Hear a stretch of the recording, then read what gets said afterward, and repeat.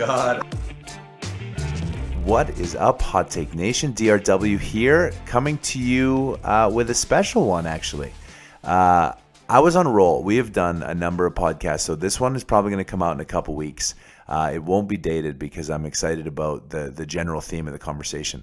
I wanted to have someone on to talk about brand building, brand management, and the way that will help the oil and gas industry. Last night was the Democratic debates. Lots to talk about that. But what it seems to me is we lack a brand. And in the community of Denver, Kathryn Mills has been building quite a little name for herself, actually. So first of all, Kathryn, welcome to the show. Hey, thanks for having me. I know that this is the first time you've been on a podcast where you weren't in control. I prefer to be in control. So that's not going to happen. But I did appreciate if you missed the episode, I guess it would have been about October that you came into the Franklin Mountain You were the age offices. of consolidation. I was, and we had a good conversation. What I loved about your interview style and why I love your show is because you really, like in that particular case, you didn't ask any of the questions like around the industry, and so you got a much more personal side of me than I usually share. It is very truly part of me, but there's also a bit of a showman out there. And we'll talk about how that resonates with brand. But talk to me about when you started the podcast and what's happened since then and how you've seen things change in the world of podcasting. Well, so I started the podcast because I got laid off. And I was pissed. So based on that, we're gonna have 1,000 new podcasts after last week in Denver. Denver, it was brutal. Half of Denver wasn't it? closed. Oh my God, it was terrifying. But if you're here extracting knowledge out of me, no. So you're laid off. So you said, hey, I I'm was gonna laid start a off, podcast. and I am not good. I am so type A. I like working. I know that you tend to say the work does not define you, but oh, damn, it does. I have so much fun. I am a data geek, and I was bored out of my mind. And then I started thinking, well, it's really easy to go in and speak to all these people about their acumen and paying it forward, and I can get a coffee meeting fairly easily. I have no problem. I was born without the gift of shame, thank God. Mississippi. And I was like, this would be so great to put into a podcast, because what I have found is that this industry does not like asking questions. They don't like appearing vulnerable. They don't like appearing ill-informed, be it geosciences up to engineering to management. So if I am reaching out to people like you and picking your brain, getting your acumen and making the topic you, then that's the best thing possible. So why not pay that forward and, support industry through acumen? And so you talked about that you were laid off, which is one of the causes, and that. Do you want me to tell you my boss's name? No, I'm kidding. Beep. We gotta bleep that out. No, but seriously. So, but you're back to work now. Yes. And so I have 5 jobs now. So this is one of the things that I think that I want to start with is it's very important that when you're building a network or making calls, whether you're a salesperson or if you just got laid off, that when you call someone or post on LinkedIn, personally, I hate the caption, geologist, landman, whatever, seeking new opportunities. Like, isn't it the worst? I really hate it. And the reason is because the second you see that, you define yourself by your employment situation, which to me is totally wrong. You are so desperate. And 2, you look desperate. And you are desperate. You are desperate. And what I love about what you said about your story, and I think it'll connect with people who have been recently laid off, was you sought for a way to build a network based on other people. Yeah. And you reached out and you chatted and you got to learn and you got to grow. And I assume it's been through those conversations and that exposure that led to you now having 5 jobs. Something like that. Yes. So my platform is not about me. And I think that's what makes me unique in this space. Typically, you have to have a unique voice. You have to be a unicorn. You have to have something that's worth listening to. And unfortunately, in our industry, we all tend to say the same things, and it's a pain. But going to people like you, some of the influencers I've interviewed, they do have a unique voice, but none of them are seeking fame. And it's kind of awesome. And I joke I'm the best trained person in the oil field now because I get to sit down with influencers about 8 times a week for interviews. And it's awesome because everyone's willing to pay it forward so long as you're not sitting there trying to exploit them for a job. I've never asked for a job. Right. So and so I think I would certainly say for listeners that's my number one piece of advice. I've posted on it since I started the Hot Take of the Day is you really need to do something, just as we talk about brand. Yeah. You need to do something different than seeking employment in your title. I used when I retired, although I'm now working harder than I have in a number of years. But great retirement. Great retirement plan, right? But I changed it to investor. That was what my title was. Because I sent you an email when you did that, and I was like, "What the shit?" Yeah, because it was different. And it was unique and it tied with a whole bunch of other things. So I guess advice number one is in your brand management. I think you need to do better on your LinkedIn title. Don't put in seeking employment, because also don't put in influencer, changer, community community activist, thrill seeker. I mean, come up with an actual title that resonates and means something. And I would say that, and I know this is crazy, but there's people who've been like using emojis or some sort of color thing in there. I actually, in some cases, I actually don't mind it because why? Because I sort of remember like the. Are you an emoji man? I'm not an emoji man, but it's something. In some cases, it's different, and it is different, and if it ties to the brand of what they're doing. And it's memorable. It's like that viral video that showed up. Thank you, Jeremy Funk, for filming me from afar with my shoes. That was odd. It was funny because, and the story of the shoes, honestly, I should have them as the unofficial sponsor of the podcast. I mean, I've given presentations. You have so many by the front door. They're so awesome. I love them, and this is the thing that everyone doesn't appreciate. They are $35 on Amazon. So like I've given presentations. Why would you give that away? Well, because I actually gave a presentation in Scottsdale, and I didn't know the group of people, and like literally for an hour, I think they thought I was the douchiest douche ever. No. And it was because they had the shoes. And at the end of the speech, I was like, they said, thank goodness he knows a lot, because otherwise he couldn't get away with wearing those shoes. And I said, best thing is they're $35 on Amazon, so I have them in all the colors. And the room like visibly relaxed. Exactly. So, but people, you are dressed in a tiger and gold jumpsuit right now. I'm giving a speech on fashion today, so I figured it was appropriate. And polka dot socks. But the reason I say the shoes thing is because people don't recognize my face sometimes on LinkedIn. Okay. And so when I was at this happy hour that I was wearing the shoes, people actually recognized me because of the shoes. The gold tip shoes. And so I tie that all the way back to the brand on LinkedIn.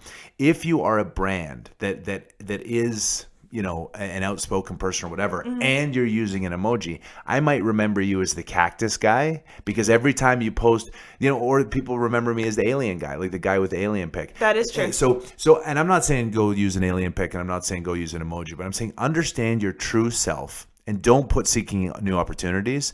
Represent you in your caption and then build a brand around that. Is that a fair? Get yourself a personality, because unfortunately we don't have much of a personality, or at least individual personalities. We tend to like our data. We tend to keep our head down. We tend to only mingle. Like is attracted to like.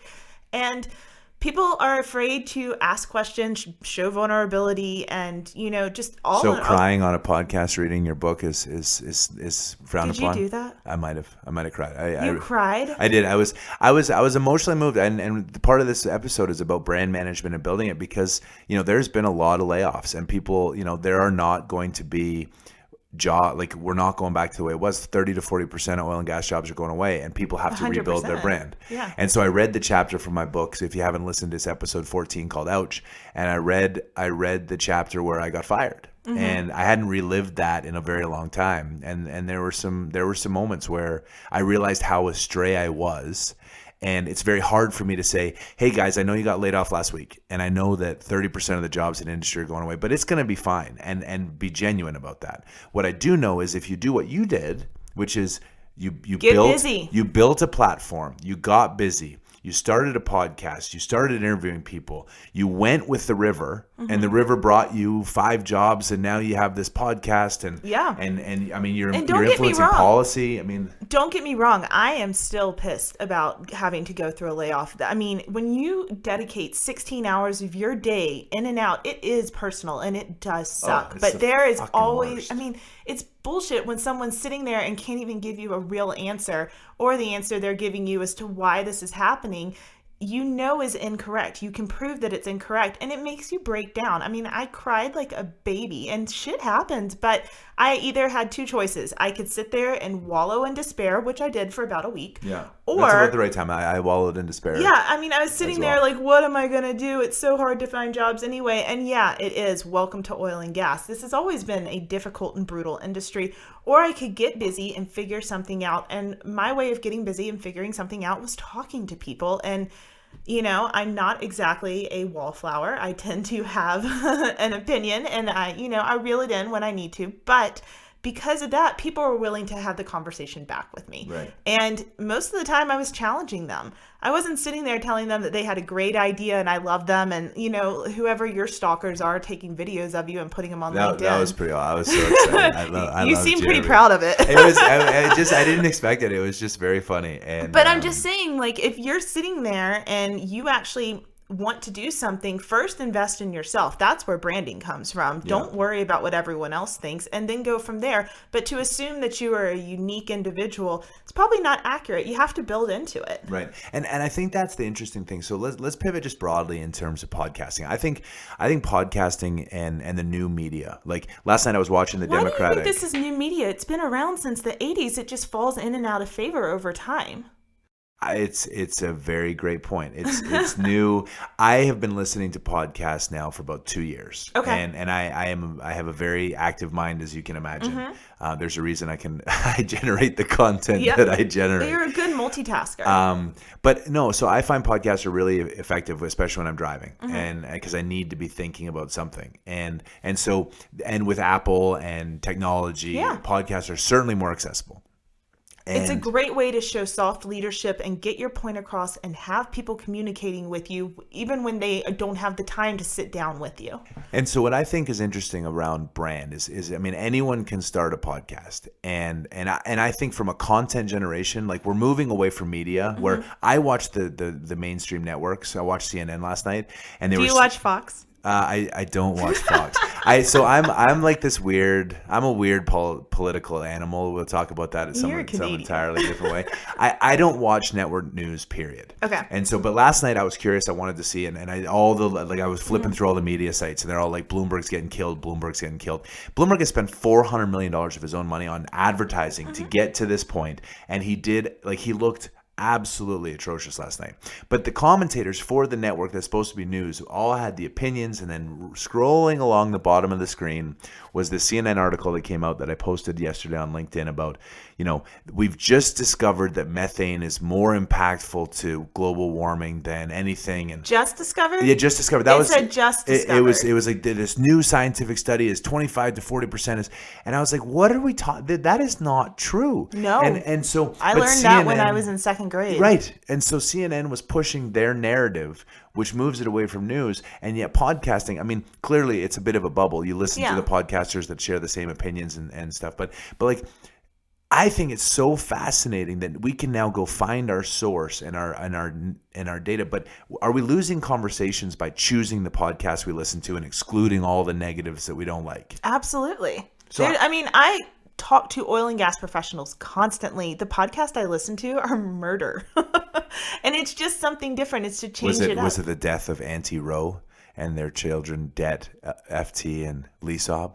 My murder mystery I wrote this week about Antero. Honestly, if you did more of your analysis and murder mysteries, I would learn a lot faster. I read just about everything you put up online. And because the funny thing about you is that for whatever reason, there is this perception of you that you are not willing to have the conversation. You're not approachable. And I find that so interesting because you've always been incredibly approachable towards me. I've seen you do nothing but support others and pull them up.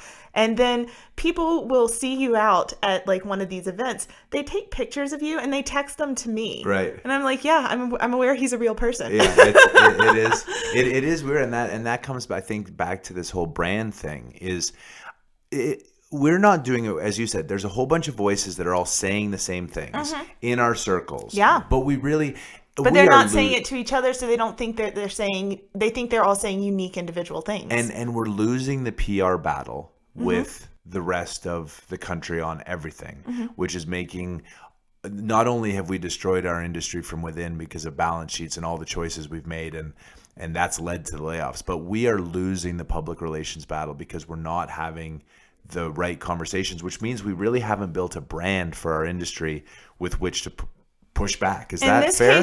In this case, we are our own worst enemy. Ever since I've started this, I mean, I was told not to interview you because I was not cool enough, famous enough. And that was from a close friend of mine who's like production engineer in industry. They didn't know me that I like microphones. So I'll go on anyone's podcast. Don't talk to him. You aren't cool enough to talk to him. Right. Oh, you might not be able to get so-and-so and so-and-so on your show because you're just not that, entertaining or whatever. We tend to shoot each other down.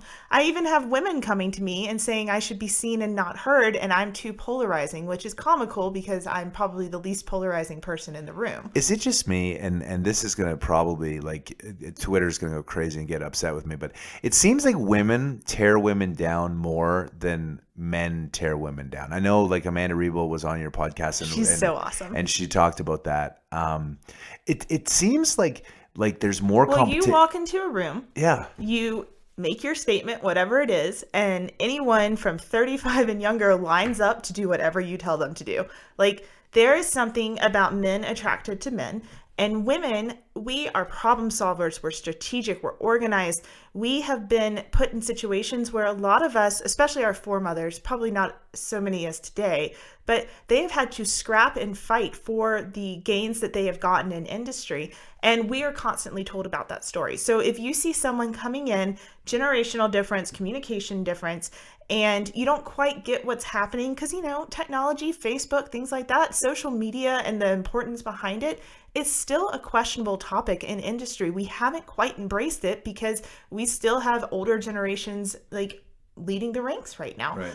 But to have women sit there and say, I don't understand this, that's not the way we've done it, they're more inclined to do so. I don't think necessarily because they're tearing it down, but because they don't understand it and there's a threat there. But yeah, women are more critical on other women, and they tend to, the stupid man in the room who might be in his 20s, and all 20-year-olds, we're just freaking idiots, but they tend to brush it off with a more, he'll grow up. Right. And women don't get that luxury. We're expected to have grown up. Right. So we maybe give younger men a pass about them being silly in their 20s more so than women. Have you been to any of the younger or the the Young Engineer Society parties? Everyone is just blitzed, right. drinking, right. and it's a party. It's not a networking event at that right. point. Well, so it's interesting. Like you talked about the seen and not heard, which is an interesting comment, because one of the things that I think our industry needs to do better, and when I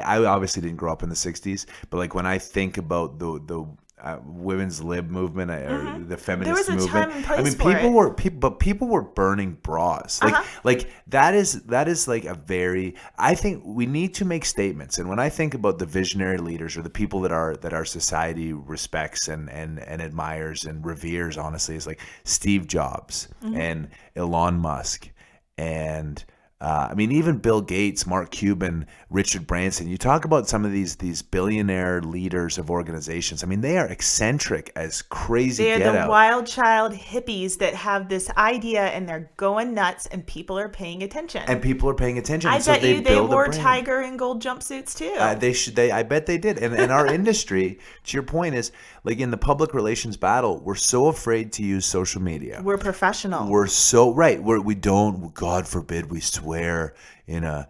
Tony. Am I allowed to swear on this podcast? Oh yeah, okay. I swear all the time. Trying really hard not to. Especially in live speeches. But I saw Tony Robbins, and I had an impression of Tony Robbins having not followed his stuff a lot. I was going to say, what did you think about him? So I saw I Am Not Your Guru, which if you haven't seen it on Netflix, and honestly, if you've been recently laid off, even if you haven't been, if you're about to be. The Tony Robbins special on Netflix, I'm Not Your Guru, was so impactful to me because, I had an impression that he was sort of like this douchey, arrogant money manager guy. And to see what he does to inspire change in people, and to see that class he has in self-betterment and the way he connects with people. And one of the things, galvanizing. He connects with swearing, because when you say fuck, it's an equalizer. Fuck is the best equalizer. It means everything. It's like the color red. Yeah, and it opens it, like you're like, whoa, he must be serious. So a lot of my topics, when I give public speeches, I'm talking about the death of an industry, and that this is not a cyclical downturn. This is a secular downturn that is going away, and we need to fucking change. And then I say that, and like in the crowd, it's like I punched everyone in the face, but it's because I learned that word, they've been conditioned. You have to be extreme. So burning your bras, and so making a statement. We have a policy fight now, flaring. Emissions, what's going on in Colorado, and we're just taking it like, well, we really don't want to talk We're expecting the other side not to use guerrilla warfare, and I'm sorry, but it just doesn't work. You have to be willing to have the argument, and if you think that being rational and calm and presenting, oh God, I hate this term, safe space, gag me, brings people to the table, you're expecting the other side to want to come to the table. Meanwhile, they're outside lighting wellheads on fire and doing chants, and then you're telling us that they're going to calm down and come talk to us in a minute. Shit's not going to happen. I would, if I had a dream world, everyone knows that. I am, and it's always controversial. You'd have a white tiger jumpsuit. I am supportive of Vicky Hollow. Oh, she's such a stud. And I love that you dubbed women studs. Yeah. Thank you for doing that. Women, men, I think she's cool. She answered some questions in an event that I was at that were really, really hard questions, and she just snapped it off. I'll tell you offline, but she has this, and she knows that we need to consolidate, and she knew that she needed to win the Anadarko deal for whatever reason, and she went and did it. And Oxy is leading CO2 reductions. I think Vicky should be the face of industry, because honestly, they have 4.5 times debt to EBITDA. They have a whole bunch of stuff going on. She's being supported by Warren Buffett. We have climate change everywhere. I think that she needs to go guerrilla and start hostile taking over people. Icon went guerrilla on her, and she's sitting there being so calm and so poised, and God bless her. But woman, you have the cojones. Grab yourself by the balls and just go. 100, because honestly, when the company is in flux, she has 2 years to get debt to where it needs to be, and to execute. And safe and Oxy and old company and CO2 and corporate culture, but she's got to get out there and just kick some motherfucking ass. So that is my I put forward as a leader. I want her to really do more. And for the guys that are running these other companies that aren't engaging in these battles, and they don't want to do hostile takeovers, and we're going to leave our board. They do want to, but they're not, because otherwise they would be. We need some vitriol and some guerrilla warfare for us to change this industry and change the face, and start having these debates and arguments with people who are telling us that natural gas is bad. There's a reason CO2 emissions in the United States are down because of the conversion from coal to natural gas.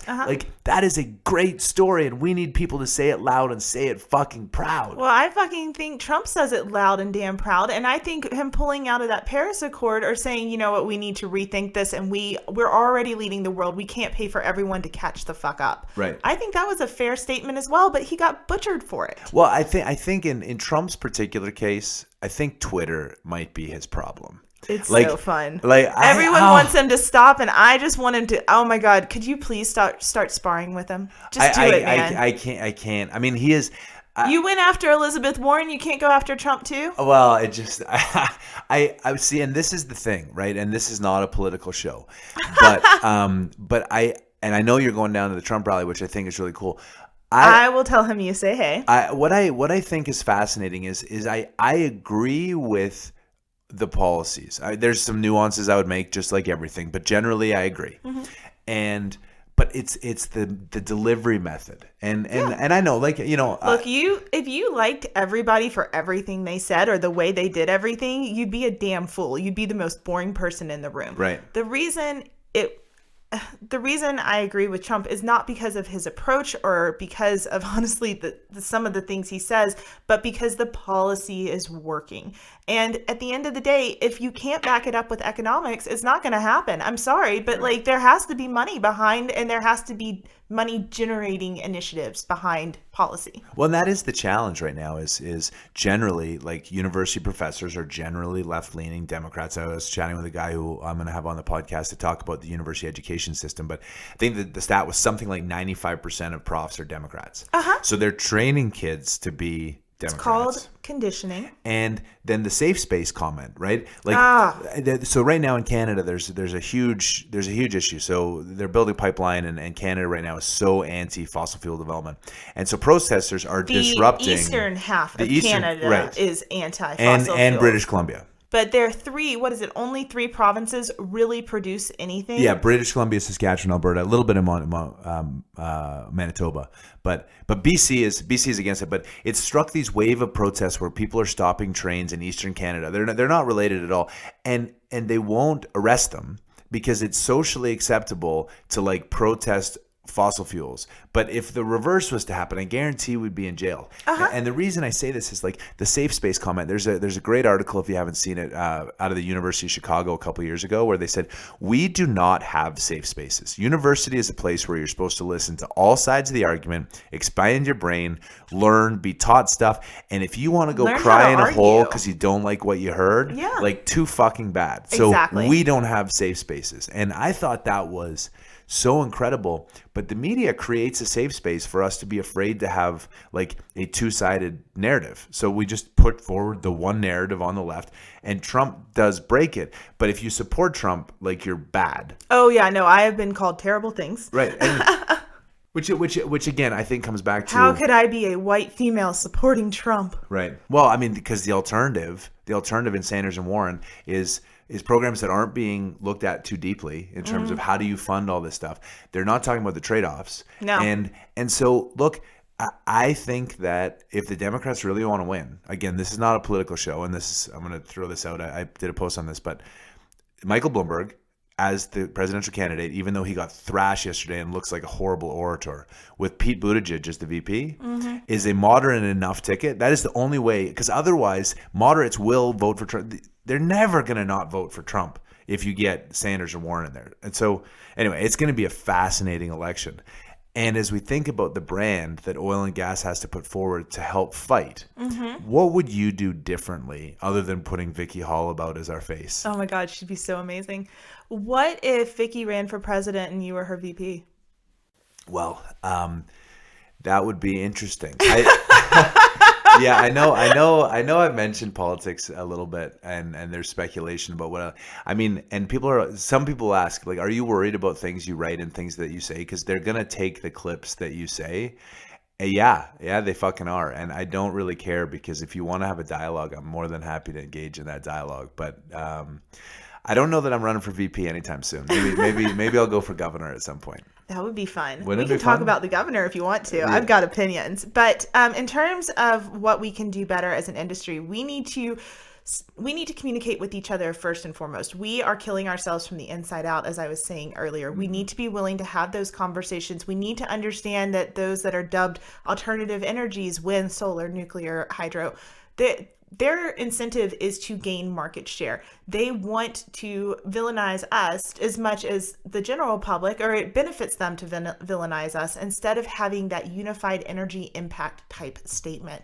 And until you understand your social license to operate is directly connected to your impact, you're going to lose. Right. And if we're sitting there taking aviator selfies and putting on the world's tightest jeans just to make sure that we have some presence on LinkedIn, then that's totally great. But she was so fired up. I loved it. But if you're sitting there taking aviator selfies and wearing the world's tightest jeans and then proclaiming that you are changing the narrative, what have you actually done to make waves? And if you cannot answer that, if you think that you are just throwing a party, but you're not actually moving the needle, then you haven't done anything. So get smart. We are the product of, 3.5 billion years of evolutionary success.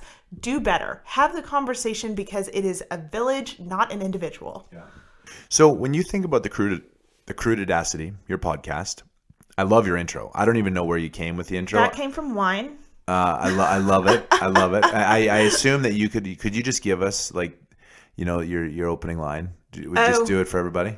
And do you want my accent that I do it in? I want the real deal. I want to help you get some music, because I need some music. I'm a big I have like 4 other initiatives that are happening off of this, and one of them is dropping on April 1st, which we'll talk about a little offline. But the intro to the Crude Audacity, I was sitting around with some very good friends of mine, and they were kind of just helping me talk shop and kind of put things together. And all of a sudden it came up with shop, shit, and strategy. So it goes, since I always say y'all, it is both a plural and a singular verb, and a verb.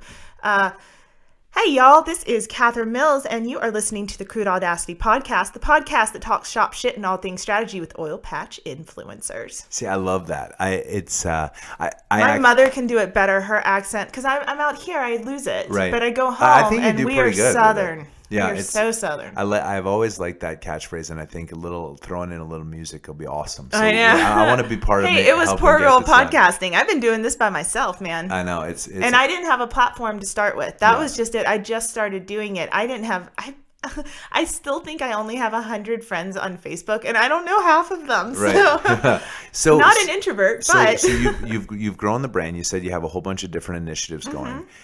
What's the I don't want to say it's a goal, because my experience, and I say this all the time, is your career's a river, and you can't really project where the next turn is going to be. So you kind of make the best of it where you are, and you see where it goes. I think that's the best way, as we tie back to the whole theme of this podcast around brand management, is you have to make the best of what you have. You have to put forward your absolute best brand, and you just have to go with it. Yeah. But if you were to speculate, a year from now with everything you've done and where the podcast is going and some of the other initiatives, what's working, what isn't working, and what do you foresee for you? Well, I am going to be surpassing your listenership in a year. Okay, exciting. I love that. I love it.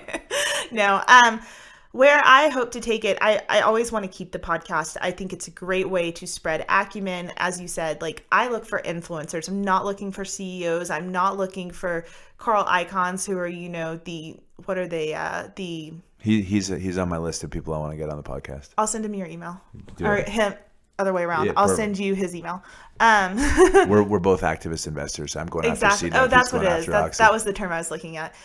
Y'all are he's an activist investor. There is a voice. There's a disruption there. And so many times the people I'm interviewing are not looking for fame, but they are really the foundation that is making this pivot successful, or the potential to have success out of this pivot. So that's who I'm seeking. I don't ever want to stop that.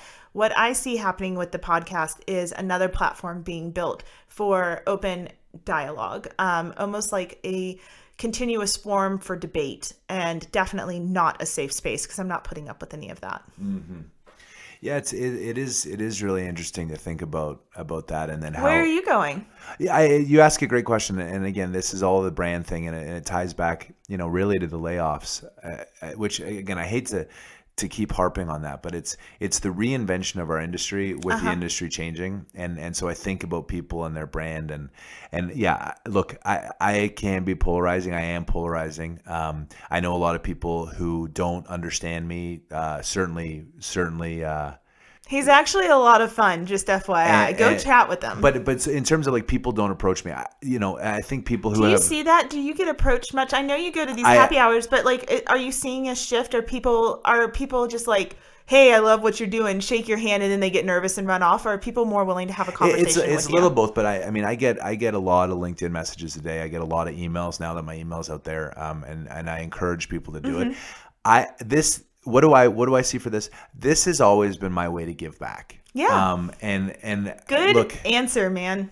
so like, and people have heard this story before, but the reason, and this is why you can't start a podcast, in my opinion. I know people do, but like the hot take of the day started because I had written a book that Kathryn knows, and she actually was one of the first readers because you came up to me after a conference about 4 years ago even. Yeah, I think it was about 3 or 4 years ago. But nonetheless, I mean, I was born without the gift of shame. Very few people have this. Yeah, and you came straight up and you said, this is what I'm thinking about doing. And I said, you should read the book. I think you were in a career transition maybe at the time. I was still in school. You were I was looking for a job. That's what you were doing. And so I was a new grad. I gave her the book. And the book is, as you know, is called What the Fuck is Wrong with Everybody Else? What They Didn't Teach You in Business School. And that is an awesome title because literally, what the fuck? What the fuck?